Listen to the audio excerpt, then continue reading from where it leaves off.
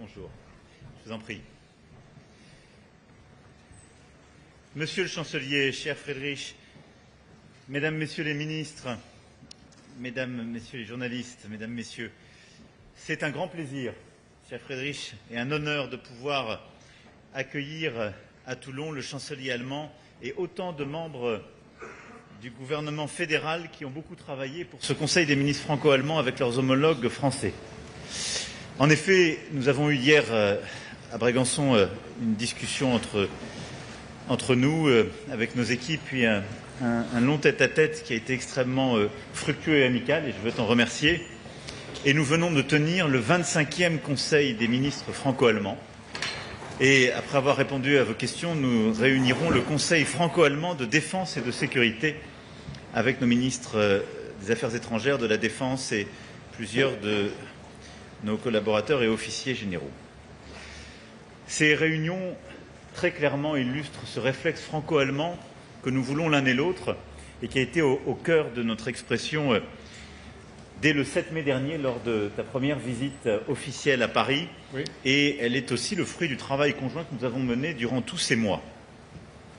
Au fond, ce qui m'importe aujourd'hui de vous dire aux côtés de Monsieur le Chancelier, c'est que nous avons pris avec ce Conseil des ministres une série de décisions très concrètes qui sont le fruit du travail de nos ministres et de leurs équipes et qui ont pour vocation de faire avancer l'agenda bilatéral et l'agenda européen de manière extrêmement pratique. D'abord pour plus de compétitivité, de productivité au niveau européen, en faisant converger nos positions, je vais y revenir sur plusieurs dossiers techniques, pour améliorer aussi notre sécurité européenne, avec des éléments clés en termes de sécurité et de défense que nous allons prolonger dans un instant. Et au total, ce sont 8 textes communs très précis de doctrine sur plusieurs sujets techniques qui ont été finalisés et une vingtaine de projets clés que nous avons là aussi finalisés pour notre agenda bilatéral. Alors, ce travail en commun, ce réflexe franco-allemand s'illustre au premier chef sur la scène internationale. Nous l'avons montré ensemble cet été en étant aux côtés de plusieurs de nos collègues à Washington pour soutenir le président Zelensky. Et en effet, le soutien à l'Ukraine, nos efforts pour obtenir une paix juste et durable sont au cœur de notre agenda. Cette paix, c'est ce que nous voulons, c'est ce que veut aussi le président ukrainien. Et je le dis avec d'autant plus de force et de solidarité après ces derniers jours où les attaques ont repris avec force, de manière là aussi inédite pour les derniers mois, où à nouveau des civils ukrainiens ont été touchés et où on le voit bien, l'écart qu'il y a entre les prises de position dans les sommets internationaux ou avec les autres dirigeants du président Poutine et la réalité sur le terrain montre à quel point celui-ci est insincère. Les prochains jours seront déterminants, qui marqueront la fin de la période que nous nous étions donnée avec le président Trump et le président Zelensky pour obtenir les premières rencontres, et nous continuerons d'exercer la pression pour que des sanctions supplémentaires soient prises par nous-mêmes, et nous y sommes prêts, mais aussi par les États-Unis d'Amérique pour forcer la Russie à revenir autour de la table des discussions, en même temps que nous devons contenir notre soutien. Nous avons hier soir, et nous y reviendrons tout à l'heure aussi, évoqué la situation au Proche-Orient. Je vais ici vous dire que le désastre humain dans la bande de Gaza est intolérable. L'état de famine qui a été déclaré par les Nations Unies est très clairement le résultat du blocage de l'aide humanitaire. Et nous partageons la conviction d'abord qu'il faut absolument cesser le combat, reprendre les accès humanitaires et l'aide aux populations civiles et obtenir un chemin de paix qui soit un chemin politique de discussion avec toutes les parties prenantes. Mais le cessez-le-feu immédiat dans la bande de Gaza, là aussi une paix durable pour Israël comme pour les Palestiniens et la région, ne peuvent être assurés que si une solution politique est mise sur la table dans le cadre d'une solution à 2 États. Nous avons pu évoquer aussi les solutions de court terme. Je veux ici dire combien le chancelier a pris la décision très courageuse de cesser toute exportation d'armement susceptible d'être utilisée à Gaza. Je tiens à la saluer. La France avait pris le même engagement il y a plus d'1 an et cette position doit être rejointe par le plus grand nombre et c'est aujourd'hui notre priorité. Parlant de la région, nous avons également ensemble, et nos ministres des Affaires étrangères ont formalisé cette décision commune avec leurs collègues britanniques, d'adopter une position de grande fermeté à l'égard de l'Iran pour que le programme nucléaire ne soit pas repris Et donc, compte tenu des violations persistantes par l'Iran de ses obligations, nous activerons la réimposition des sanctions, ce qu'on appelle le mécanisme de snapback, à moins que l'Iran, dans les semaines qui viennent, n'entre dans une négociation sérieuse et transparente qui justifierait de différer cette échéance. Ce n'est pas le cas pour l'instant. Le Conseil franco-allemand de défense et de sécurité que nous allons tenir permettra de revenir sur de nombreux autres sujets, questions stratégiques, questions capacitaires communes, qu'il s'agisse là aussi de nos capacités communes de bâtir missiles dans la longue portée, d'avoir des mécanismes d'alerte précoce conjoints, mais également nous pourrons réitérer l'importance des grands projets d'équipement stratégique, qu'il s'agisse de l'avion et du char du futur. Et donc c'est une volonté commune de bâtir plus d'intimité stratégique, de renforcer nos grands projets communs, d'en bâtir de nouveaux. Et je veux saluer l'engagement commun de nos ministres et de leurs équipes. L'autre priorité majeure, ayant évoqué là les grands dossiers internationaux et la convergence en matière de sécurité et de défense, l'autre priorité majeure de cette relance franco-allemande est évidemment l'accélération de notre agenda de compétitivité dans nos pays et au niveau européen. Parce que nous partageons ce constat qui a été largement documenté, qu'un décrochage de la compétitivité de l'Union européenne par rapport à ses principaux partenaires est largement documenté. Décrochage en termes de croissance de PIB par habitant, d'innovation par rapport à la Chine, aux États-Unis. Et là, les rapports Letta ou Draghi l'ont clairement montré. Et donc nous sommes aujourd'hui dans un agenda d'action. Et les différences qui pouvaient exister sur plusieurs dossiers ne facilitaient pas l'accélération européenne. C'est ce que nous avons réglé ces dernières semaines et consacré lors de ce Conseil des ministres. En matière énergétique, nous avons travaillé au réalignement de nos politiques autour du respect du principe de neutralité technologique et de non-discrimination au sein de l'Union européenne à l'égard de toutes les énergies bas carbone. C'est une avancée majeure, mais c'est ce que nous partageons pour pouvoir diminuer les coûts, garantir la sécurité d'approvisionnement et atteindre nos objectifs climatiques. Et au fond, en ayant cet agenda de neutralité technologique et de non-discrimination, nous accroissons nos chances d'un agenda qui réconcilie souveraineté, compétitivité et décarbonation. Je salue aussi la décision de lancer une étude par nos opérateurs de réseau pour aboutir à une vision commune à l'horizon 2050 de nos marchés énergétiques, afin de contribuer au réalignement de nos stratégies énergétiques et au bon calibrage de nos investissements qui bénéficieront à toute l'Europe. Mais le faire en franco-allemand, rapprocher notre analyse des besoins de réseau est absolument clé si nous voulons ancrer là une convergence de tous les pays européens. Et vous savez pourquoi? C'est parce que notre Europe ne s'est pas bâtie en construisant un marché intérieur de l'énergie. Et donc c'est ça ce que nous sommes en train de réparer, si je puis dire, depuis 2 ans à l'occasion de la crise. Mais la convergence franco-allemande en la matière est clé. L'agenda de politique commerciale de l'Union européenne est un autre grand sujet sur lequel le chancelier et moi-même avons souhaité donner une nouvelle impulsion dans le contexte d'instabilité toujours plus grande des relations commerciales. Nous sommes déterminés à défendre ensemble les législations, la souveraineté numérique de notre Europe. Pas de doute là-dessus, quels que soient les propos récents. Nos 2 pays vont travailler à un nouvel agenda aussi de politique commerciale pour l'Union européenne, pour diversifier nos partenariats et chaînes de valeur, tout en renforçant la compétitivité européenne et en garantissant des conditions de concurrence véritablement loyales et équitables. Nos 2 pays pourront se coordonner dans le cadre de la préparation du prochain G7, dont la France aura la présidence, ou encore de la task force qui a été créée récemment afin d'avoir un diagnostic partagé sur les relations entre la Chine et l'Europe et les déséquilibres mondiaux. Et nous en avons eu rapport ce matin. En matière industrielle, nous avons là aussi cherché à garantir une concurrence équitable et nous avons décidé de travailler ensemble pour garantir une préférence européenne dans les secteurs de production industrielle essentiels et critiques, y compris dans notre commande publique. C'était jusqu'à récemment un tabou européen et nous sommes en train d'avancer là de manière très pragmatique. Nous nous sommes mis aussi d'accord pour porter ensemble auprès de la Commission une même approche pour la réforme du mécanisme d'ajustement carbone aux frontières, ce qui était un point très attendu, afin d'éliminer toute possibilité de contournement et de fuite de carbone. C'est très attendu de plusieurs secteurs industriels, au premier chef l'acier et plusieurs autres. Et je crois que c'est là aussi un travail important de nos ministères. Nous appelons également à une mise en œuvre ambitieuse des plans d'action de la Commission européenne visant à soutenir les industries européennes traditionnellement fortes, l'acier que j'évoquais et la sidérurgie, mais également la chimie, l'automobile. Et nous mènerons ensemble un travail dans les prochains jours pour finaliser une feuille de route commune sur le secteur automobile avant le dialogue stratégique du 12 septembre prochain. La convergence franco-allemande dans tous ces domaines doit permettre d'obtenir des décisions concrètes avant la fin de l'année et nous tiendrons des points réguliers mensuels et nous aurons, avec les ministres compétents, un point en fin d'année sur tous ces sujets pour que les résultats soient obtenus. La coordination entre nos deux pays doit permettre aussi de contribuer à la souveraineté numérique ainsi qu'à la compétitivité économique sur les technologies de pointe.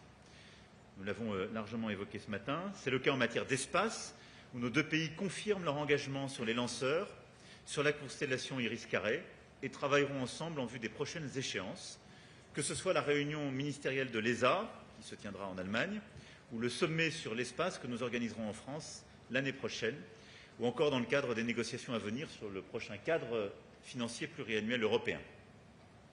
C'est également le cas en matière d'intelligence artificielle, de calcul de haute performance, de quantique, de cloud, de semi-conducteurs, où là aussi il y a une feuille de route commune qui a été consacrée. Enfin, pour soutenir l'innovation de rupture, nous avons eu un très bon texte de doctrine fait par nos économistes qui scande, si je puis dire, le chemin, qui commence à être mis en œuvre, puisque nous avons décidé de mettre en place une mission conjointe avec l'agence allemande SprintD pour développer en France une initiative similaire, et nous renforcerons une coopération entre la SprintD et BPI France en la matière. La France et l'Allemagne organiseront conjointement un sommet de haut niveau le 18 novembre en Allemagne sur la souveraineté numérique avec la Commission européenne et plusieurs autres États membres ainsi que les représentants économiques des parties prenantes. Et puis tout cet agenda, c'est aussi un agenda de simplification et là-dessus nous avons finalisé une feuille de route importante. Nous avions avancé ces derniers mois pour chercher à alléger les charges de nos entreprises, de nos administrations. Et nous continuerons à porter ce message auprès de la Commission, du Parlement et du Conseil avec des résultats rapides et concrets que nous souhaitons. Et là aussi, sur plusieurs réglementations attendues, nous avons finalisé une feuille de route commune pour la simplification réglementaire européenne. Et puis nos deux pays travaillent aussi ensemble pour faciliter l'épargne et l'investissement en Europe afin de parvenir à une union des marchés de capitaux. Nos ministres ont fait rapport ce matin de tout le travail qui avait été fait en la matière et à la fois la finalisation de cette initiative, une action de titrisation aussi et le lancement des initiatives de produits conjoints avec un label européen ont été très clairement soutenus et une mission a été confiée à messieurs Coquilles et Noyer pour améliorer le cadre réglementaire pour le financement des start-up et des scale-up en Europe qui vient là aussi consacrer cet agenda. Au-delà de toutes ces initiatives économiques pour améliorer notre compétitivité, notre innovation, notre croissance et nourrir cet agenda européen, nous avons également abordé l'agenda de convergence franco-allemand, en particulier la synchronisation de nos réformes économiques et sociales. Nous avons devant nous beaucoup de réformes structurelles à conduire. Je veux saluer le sommet qui s'est tenu à Berlin le 1er juillet dernier, sommet social franco-allemand, qui était une première. Et j'ai invité les ministres, partenaires sociaux et experts allemands et français à poursuivre ce travail à l'occasion d'un prochain sommet que nous abriterons en France et que nos ministres pourront justement préparer et qui nous permettra de finaliser cet agenda commun en matière de productivité, de taux d'activité des jeunes et des seniors, d'assurance chômage, de futur du travail, autant de sujets qui sont clés pour nos deux économies et sur lesquels nous souhaitons avancer ensemble. Ces échanges seront nourris par les travaux menés à notre demande par les économistes du Conseil franco-allemand d'experts économiques. Et je veux remercier ces derniers de tout le travail qui a été fait ces derniers mois. Et en effet, d'ores et déjà, nos ministres ont pu prendre en compte plusieurs de leur expertise. Mais très clairement, là aussi, nous avons été nourris par leurs propositions très concrètes. Enfin, je veux citer plusieurs autres initiatives franco-allemandes discutées aujourd'hui qui illustrent la coopération bilatérale au service de nos concitoyens. En matière de culture, nous avons décidé l'européanisation de la plateforme franco-allemande Arte et le projet également de coopération entre France Média Monde et la Deutsche Welle.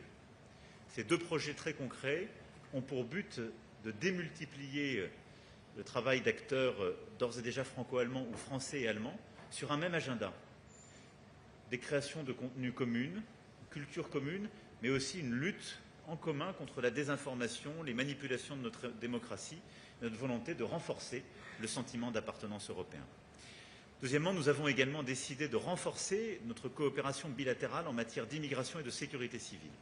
Sécurité civile avec des projets très concrets, mais immigration parce que nous avons très clairement un agenda commun, mieux protéger nos frontières, mieux prévenir les arrivées, avec une volonté de renforcer la coordination avec les autres pays de l'espace Schengen, mettre en œuvre de manière encore plus rapide et ferme le pacte asile-immigration et améliorer les politiques de retour, avec là aussi un agenda franco-allemand très précis. Enfin, une feuille de route sur la coopération transfrontalière franco-allemande a été signée pour résoudre les problèmes rencontrés par nos concitoyens au service de la formation professionnelle des jeunes, de la mobilité des travailleurs transfrontaliers, de l'accès aux soins dans ces régions transfrontalières. Et je veux ici saluer également la mobilisation des services de l'État dans ces régions et de tous les élus locaux qui sont extrêmement dévoués à cet agenda. Voilà, mesdames et messieurs, je ne veux pas être plus long, je l'ai déjà été, mais l'objectif était de vous dire que ce Conseil des ministres franco-allemands et le Conseil franco-allemand de défense et de sécurité que nous allons tenir, comme nos discussions, mais qui sont permanentes, au-delà des échanges plus longs que nous avons eus comme hier, vous donnent à voir à quel point nous avons la conviction l'un et l'autre que nos pays sont face à des défis immenses, mais ont la capacité, par une intimité plus grande, une amitié entre nous, entre nos équipes, entre nos pays, à les relever. Et nous sommes convaincus que nous pouvons avoir une Allemagne et une France plus efficaces, avec des résultats concrets en matière économique, en matière sécuritaire, dans les mois et les années qui viennent, si nous savons articuler et mettre en œuvre cet agenda. Déjà, en quelques mois, nous avons là plusieurs projets très concrets qui sont le fruit du travail commun, et nous allons continuer avec force. C'est pourquoi, en fin d'année, je me rendrai au-delà de tous les rendez-vous déjà prévus, parce que la semaine prochaine, nous serons ensemble à Évian. Je serai le 18 novembre au plus tard à Berlin pour ce sommet sur la souveraineté numérique, mais en fin d'année, nous ferons un point très précis sur tous les chantiers que je viens ici de décrire. Merci à nouveau, Monsieur le Chancelier, cher Friedrich, pour ta présence ces 2 jours et la mobilisation de tout ton gouvernement. Monsieur le Président, cher Emmanuel, d'abord, au nom du gouvernement fédéral d'Allemagne, un grand merci pour ton accueil ici, ton accueil chaleureux à cette place ici, à cette place impressionnante. Merci pour tous et pour votre hospitalité à cette place ici. Merci. Lassen wir auf Deutsch fortfahren. Permettez-moi de continuer en allemand. Monsieur le Président, cher Emmanuel, nous nous sommes réunis déjà hier pour un dîner en tête-à-tête et nos équipes ont préparé cette réunion. Nous partageons le même regard lucide sur les grands enjeux intérieurs et extérieurs auxquels nos 2 pays sont confrontés.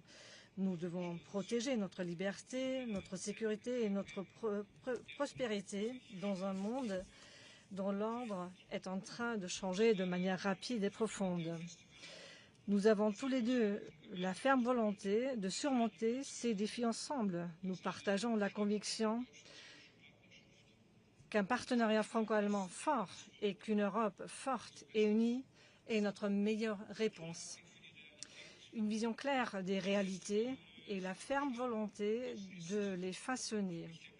C'est cela pour moi, si vous permettez, l'esprit de Toulon. C'est cet esprit qui a marqué notre amitié depuis le premier jour. J'ai senti cet esprit quand, il y a 2 semaines, ensemble avec Keir Starmer et d'autres, nous sommes allés à Washington pour sauvegarder nos intérêts de sécurité européens. Cette semaine, on était ensemble avec Donald Tusk en Moldavie pour défendre l'Europe devant 80 000 personnes, notamment des jeunes, qui voulaient en prendre le chemin vers l'Europe. Et j'ai senti cet esprit quand, lors du Conseil européen au juin, nous avons plaidé pour plus de compétitivité et moins de bureaucratie. Donc, il y a cette relance du moteur franco-allemand et je t'en remercie, toi personnellement, cher Emmanuel, mais également les ministres des 2 gouvernements qui ont très bien préparé pendant de longs mois et semaines avec leurs équipes ce jour. Nous avions 3 priorités aujourd'hui. Tout d'abord, redonner à l'Europe sa compétitivité. Nous voulons que notre économie prospère en Europe. Nous voulons des entreprises fortes et des emplois de qualité. Pour cela, il faut un changement de cap radical. Et c'est pourquoi, ensemble, on fait ce changement de politique. Nous visons un approfondissement du marché intérieur, tu en as déjà parlé, et il faut vraiment sérieusement alléger la bureaucratie. Juste un exemple, nous plaidons pour que les entreprises au marché intérieur puissent opérer avec une seule forme juridique pour leur permettre l'accès à 450 millions de consommateurs. Avec l'agenda économique franco-allemand que nous avons adopté aujourd'hui, nous avons décidé d'une série d'initiatives et de réformes. Les deux gouvernements les ont élaborées ensemble.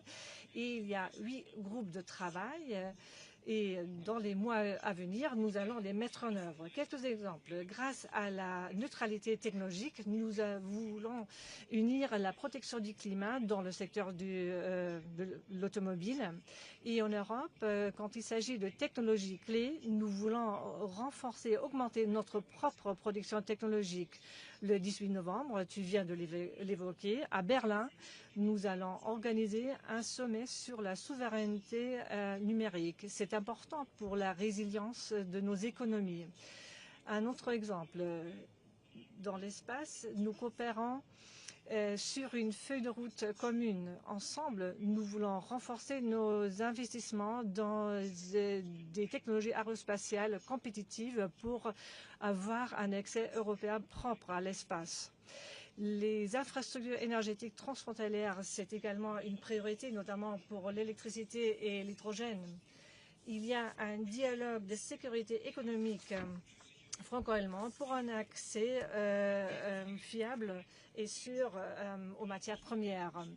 Nous voulons également accélérer et simplifier les procédures de planification et d'autorisation pour plus d'investissements et un marché intérieur plus fort. Deuxièmement, mesdames et messieurs, nous travaillons à une exzellente Teamarbeit der letzten Wochen. Diese diplomatische Kernarbeit ist eine wichtige Investition in ein freies, sicheres und ein wohlhabendes Europa. Und wir nehmen diese gemeinsame Führungsrolle in Europa gemeinsam wahr. Unsere europäischen Nachbarn nehmen wir selbstverständlich mit, die Großen wie die Kleinen, die Westlichen wie die Östlichen. Und in der Sache sind wir uns mit allen einig. Kiew braucht starke Sicherheitsgarantien. Ich stelle mir einen breiten Ansatz vor, der auf mehreren Säulen ruht. Es ist gut, dass wir uns auch darüber einig sind, lieber Emmanuel. Und die wichtigste Säule ist schon jetzt, die ukrainischen Streitkräfte müssen dauerhaft gestärkt werden in der Bewaffnung, in der Finanzierung, in der Ausbildung. Und hier tragen wir beide eine Verantwortung, Deutschland eine große, und das wird auch so bleiben.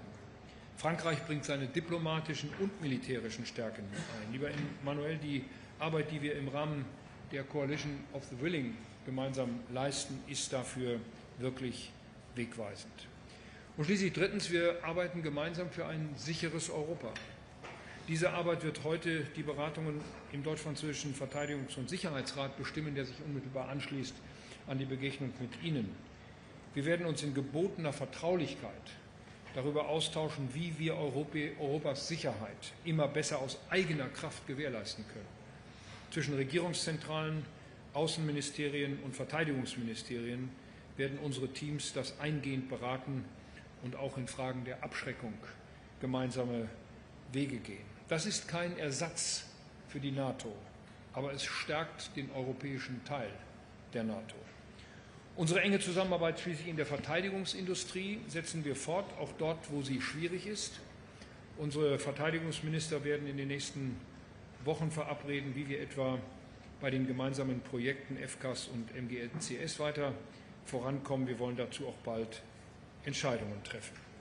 Ja, Entscheidungen treffen gibt mir das Stichwort. Du hast es auch bereits gesagt. Wir haben verabredet, dass wir noch in diesem Jahr ein Arbeitstreffen anschließen in Berlin, wo wir sozusagen ständig im engen Zeitrahmen nachhalten wollen, was wir heute auf den Weg gebracht haben, wie es umgesetzt wird, wo es nachjustiert werden muss, Also wir werden die deutsch-französische Zusammenarbeit jetzt noch weiter intensivieren, auch auf der Arbeitsebene unserer Ministerien.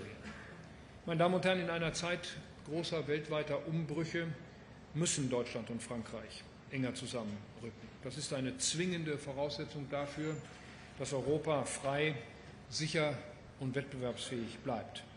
Und ich bin deshalb wirklich sehr froh und dankbar, dass Paris und Berlin heute wie in den vergangenen Monaten und ganz sicher auch in den nächsten Monaten und Jahren an einem Strang ziehen, wie lange nicht. Und lassen Sie mich diese Bemerkung abschließend hinzufügen. Politik wird von Menschen gemacht und nicht von Institutionen. Und Menschen müssen Zeit haben für persönliche Begegnungen. Wir haben uns diese Zeit genommen in den letzten Monaten. Und ich bin dankbar dafür, dass du sie mir auch gegeben hast, dass wir einfach Gelegenheit hatten, uns über viele Dinge auszutauschen, uns noch besser auch persönlich kennenzulernen. Und das ist die Basis für eine gute, vertrauensvolle und vertrauliche Zusammenarbeit zwischen unseren beiden Ländern. Wir beide knüpfen an eine jahrzehntealte deutsch-französische Tradition, die begründet worden ist nach den Schrecken des Zweiten Weltkrieges, eigentlich nach den Schrecken zweier Weltkriege. Aber das ist das Fundament, auf dem wir stehen. Das ist die Verantwortung, die wir gemeinsam wahrnehmen. Wir sind uns um die Dimension dieser Verantwortung sehr wohl bewusst. Aber gerade deshalb sind wir gestern und heute hier. Und gerade deshalb haben unsere beiden Regierungen eine so gute, vertrauensvolle Zusammenarbeit vertieft, so wie heute und so wie ganz sicher auch in den nächsten Wochen und Monaten. Herzlichen Dank. Merci, Monsieur le Président. Monsieur le Chancelier, nous passons désormais aux questions. Herr Bundeskanzler, Sie sprechen vom deutsch-französischen Reflex, aber das Thema Kernkraft löst ja gegenläufige Reflexe in beiden Ländern aus. Nach diesen Gesprächen heute ist es jetzt für einen deutschen Bundeskanzler d'accord, wenn französische Kernkraftwerke zu Forschungszwecken auch mit EU-Geldern bezahlt werden. Und Monsieur le Président, die Grundsatzfrage, die sich viele hier stellen, ist, was all diese Gespräche und Dokumente wert sein können angesichts der